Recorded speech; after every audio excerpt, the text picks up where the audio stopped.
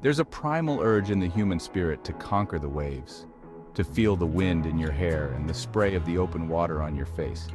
But who says you need a fancy yacht or a crew of salty dogs to answer that call? With a little ingenuity and a can-do attitude, you can build your own vessel and set sail on a sea of adventure in just 10 minutes. Whether it's a quiet pond, a lazy river, or even a backyard pool, there's a whole world of aquatic exploration waiting just beyond the shore.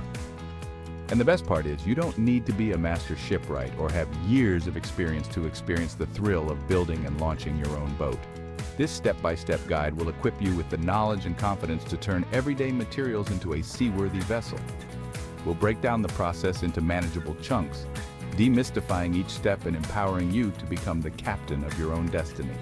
So, gather your materials, roll up your sleeves, and let's dive into the exciting world of DIY boat building. Before we embark on our shipbuilding journey, we need to gather our tools and materials. Fear not, you won't need to raid a shipyard or empty your wallet. This project utilizes readily available items, proving that adventure is often just a matter of resourcefulness. Here's what you'll need. A large sheet of cardboard. This will form the hull of our vessel. The thicker the cardboard, the better its buoyancy. Duct tape. Our trusty sidekick. For all things construction, duct tape will hold our boat together and ensure its watertight integrity. A utility knife or scissors. These tools will be our trusty mates for cutting the cardboard to the desired shape and size. A marker or pen for marking, cutting, and folding lines on the cardboard, adding a touch of precision to our craft. A measuring tape or ruler. To ensure our boat is seaworthy and proportionate, we'll need to take some measurements. A few large plastic bottles. These filled with air will act as buoyancy aids, adding an extra layer of safety to our vessel.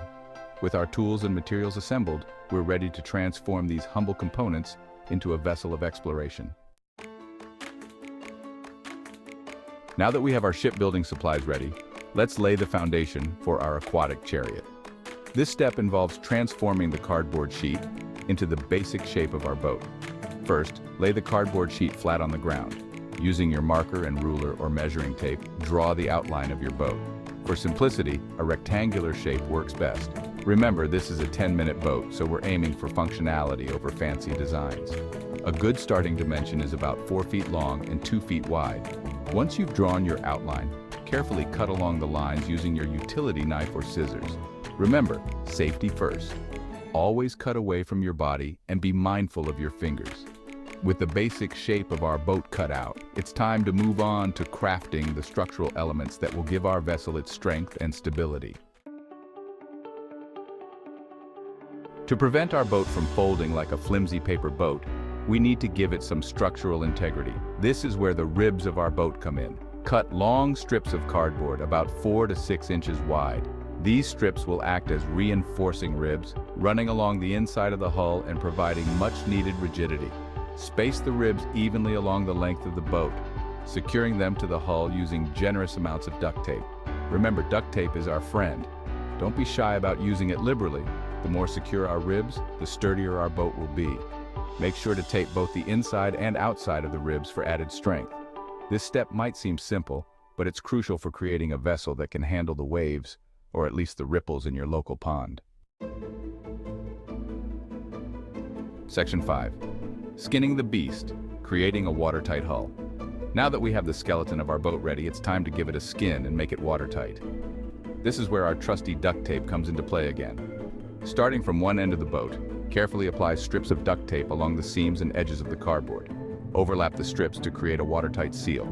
Continue this process, covering the entire bottom and sides of the boat. Remember, we're aiming for a smooth and even surface. Any wrinkles or gaps in the tape could compromise the watertight integrity of our vessel.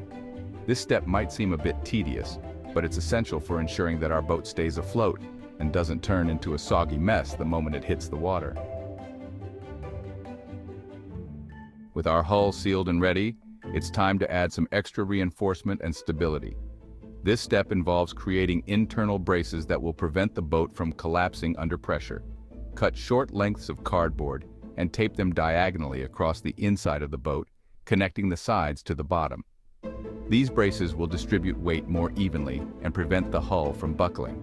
For added stability, consider adding a central spine to your boat. This involves taping a long strip of cardboard along the center of the hull, from bow to stern. This spine will provide additional rigidity and prevent the boat from bending or twisting. Remember, the goal is to create a structure that feels solid and secure. Don't be afraid to experiment with different bracing techniques to find what works best for your boat design. Section 7. Oars up, crafting your means of propulsion. No boat is complete without a way to propel it across the water. For our 10-minute marvel, we'll be crafting a set of simple yet effective oars. Find 2 sturdy pieces of cardboard, roughly the length and width of a ruler. These will serve as the blades of our oars. To provide the necessary leverage, we'll need handles. 2 sturdy sticks about 2 feet long will do the trick. Securely attach the cardboard blades to the sticks using, you guessed it, duct tape. With our oars ready, we're one step closer to setting sail. Test the oar's strength and flexibility by mimicking rowing motions. Adjust the blade size or handle length as needed to ensure comfortable and efficient rowing. Remember, rowing is all about rhythm and coordination. Once you get the hang of it, you'll be gliding across the water with the grace of a seasoned oarsman. Section 8. Safety first, matey. Essential precautions.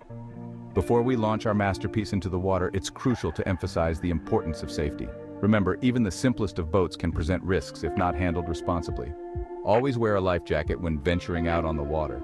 No matter how confident you are in your swimming abilities, unforeseen circumstances can arise. A life jacket could be the difference between a fun adventure and a potential tragedy. Never go boating alone, especially on your maiden voyage. Having someone there to assist in case of an emergency is always a wise precaution. Let someone know your boating plans and expected return time. Choose your boating location wisely. Calm, shallow waters are ideal for testing out your newly built vessel. Avoid areas with strong currents, heavy boat traffic, or potential hazards such as rocks or debris. Remember, safety is not a suggestion, it's a necessity. By taking the necessary precautions, you can ensure that your boating adventures are fun, safe, and memorable. Section 9. Launching your dream. Taking to the water. The moment of truth has arrived. It's time to launch our creation and see if it floats. Choose a gently sloping shoreline or a shallow spot in the water. Carefully lower your boat into the water, making sure it's balanced and stable. Now step aboard your vessel. It might feel a bit wobbly at first, but that's all part of the adventure. Find your sea legs, grab your oars, and give them a gentle push against the bottom of the water. Congratulations, Captain. You're officially underway. Navigate your cardboard creation across the water, feeling the gentle rocking of the waves or ripples beneath you. Take a moment to appreciate the fruits of your labor and the joy of building something with your own hands. Remember, this is just the beginning of your boating adventure. With a little imagination and a spirit of exploration, the possibilities are endless. Section 10.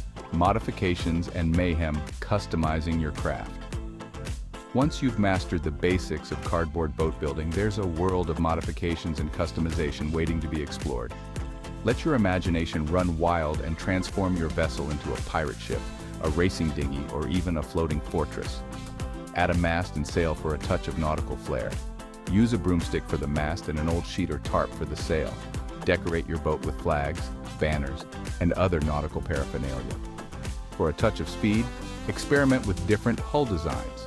A pointed bow will cut through the water more efficiently, while a wider hull will provide greater stability. You can even try adding a rudder for improved steering. Remember, the goal is to have fun and let your creativity shine. Don't be afraid to experiment and see what works best for your unique boating style. Section 11. The fruits of your labor. A sea of satisfaction. Building a boat, even one made of cardboard and duct tape, is an incredibly rewarding experience. It's a testament to human ingenuity, resourcefulness, and the simple joy of creating something with your own hands. As you navigate the waterways in your homemade vessel, take pride in the fact that you didn't just buy an adventure, you built it. Every ripple you conquer, every playful splash, is a testament to your craftsmanship and your adventurous spirit. So the next time you find yourself with 10 minutes to spare and an itch for exploration, gather your materials and set sail on a sea of creativity. You might be surprised at where your cardboard creation takes you. Remember, the most important ingredient in any adventure is the willingness to try. Now get out there and make some waves.